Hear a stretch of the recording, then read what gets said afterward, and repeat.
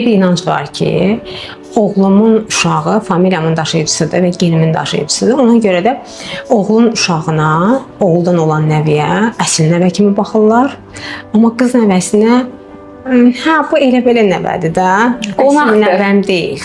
Sən maman yəqin qonaqdır deyir,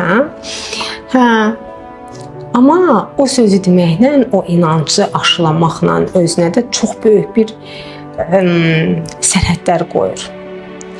Nə? Misal üçün, deyək ki, indi sən bilmirsən axı gəlinin necə olacaq.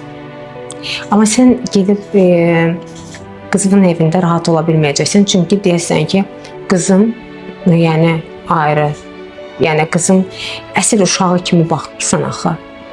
Yəni bunu səhv başa düşməsinlər. Əsl uşağı kimi baxır. Amma familiyanın daşıyıcısı olmayanda sən elə bil ki, ona biraz bir köynək yad kimi baxırsan da. Düzdür, valideynin sevmək kimi bacarığı yoxdur. Valideyn sevir uşağını. Amma yəni orada artıq qızının evində rahat ola bilmir, qızının evində gedib qala bilmir. Yəni kürəkənin evi kimi baxır ona.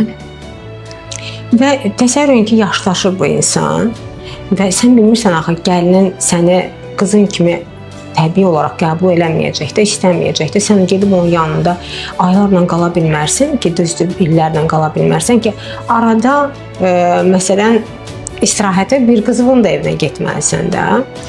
Və orada o özü narahat olur. Niyə? Çünki daim yad kimi baxıbdı, bir köynə aralı kimi baxıbdı və orada əslində özünü məhdudlaşdırmış olur.